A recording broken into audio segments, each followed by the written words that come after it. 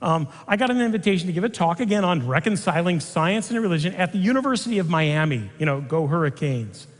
And so I got there, and it was sponsored by a Christian club, and again, they brought out food. They brought in like a truck full of pizzas, But that really got the students and even grad students and professors out to hear this talk. And they offered this particular lecture right in the science section of the campus. And big lecture hall, a lot of people with white lab coats on, and they were all geared up for what was going to go on. They were very interested in what I might have to say in terms of reconciling science and religion. So I got there and I was praying, how am I going to handle this crowd? I always come prepared, but then I sometimes shift gears when I see the crowd, what's really going on. And so I'm looking at them, and so they introduced me, and I said, it's just wonderful to be with you here. I can't wait to give you a presentation on the reconciliation of science and faith, but it seems to me that it would be very helpful if, when I begin my remarks, I perform a miracle. It just seems that would be helpful.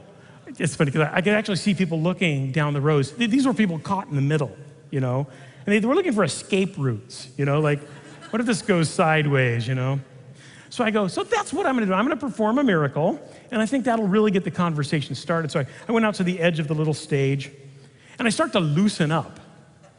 Because, you got to loosen up to perform a miracle, It was just so stupid, but I'm thinking this is a good way to go. And so I'm loosening up, and I'm, getting centered.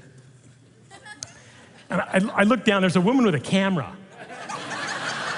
She's going to photograph the miracle. And I said, are you going to take a picture of the miracle? She goes, yeah. I go, good luck, Actually, the picture of the miracle was on the front page of the Daily Hurricane newspaper the next day, professor performs miracle in science classroom, So I'm loosening up, getting centered. I did one last peek.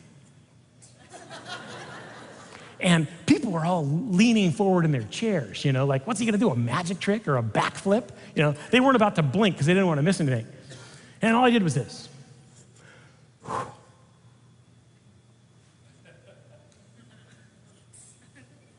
Other side. That's it. They actually looked like you do right now, like, yeah? Is that all you got? And so I said, thank you for entertaining my miraculous efforts up here. Now, I know some of you are a little bit skeptical that would be miraculous, but would you help me give a full scientific explanation then of my arm going up? And they were starting to get a little bit rowdy at that point. Like, oh, how did we get in here? Just give us the pizza, for goodness sakes. We've had it with this guy already. I said, no, just calm down a minute. Somebody help me understand how my arm went up, because I used to teach physics, and I know a little bit about Newton's laws of motion, and I was a body at rest. And with no warning, out of the blue, my arm goes up.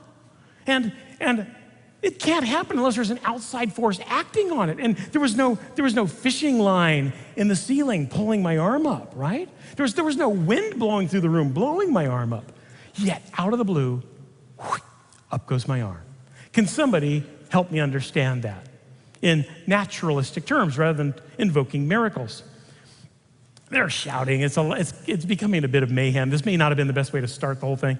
But then a guy stands up, and this guy was out of central casting, science guy, He was balding, had big glasses, he had a pocket protector with overhead projector pens, a white lab coat down to his ankles, and he was tall, so it took him a while to stand up. He's like,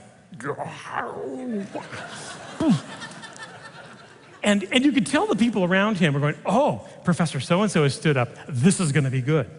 Well, Professor so-and-so must have been a professor of physiology or something, because honestly, he gave an amazing rendition of the cascade of electrochemical events that take place for your arm to go up. There's C fibers firing, and there's dendrites and axons, and there's potassium, and there's acetylcholine, and there's nerves that drop down to this thing, and they come out cervical gap X, and they drop down to your deltoid muscle and connect with the muscle there, and when actin and myosin, when the action potential reaches a certain point, actin and myosin cross over one another and your arm goes up. But he did it deliberately, step by step, and it was really just brilliant, And everybody's just in awe of Professor so-and-so. They're looking at me like, yeah, so there. And I said, really, that was tremendous.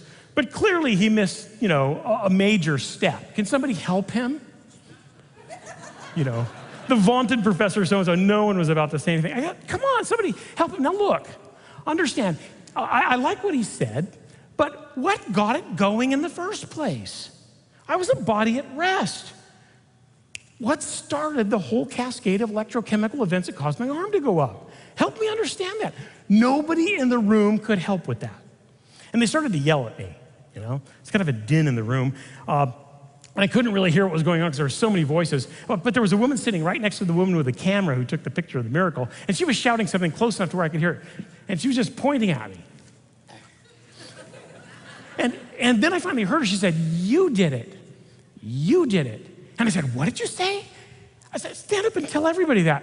She stands up and she goes, "He did it." And I said, "That's exactly right. I did it."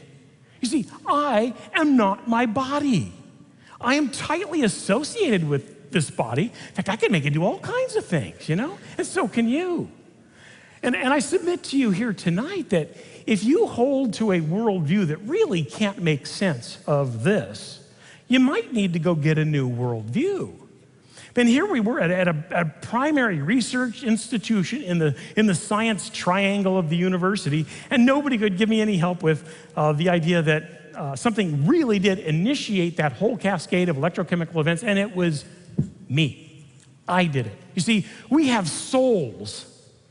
We have souls. They're non-physical things. They can't be studied by science, or they can't be studied through using the laws of physics and chemistry. But the soul is real. It's real. It does all kinds of work for us. I won't get that. That's a whole different lecture, but I wanted to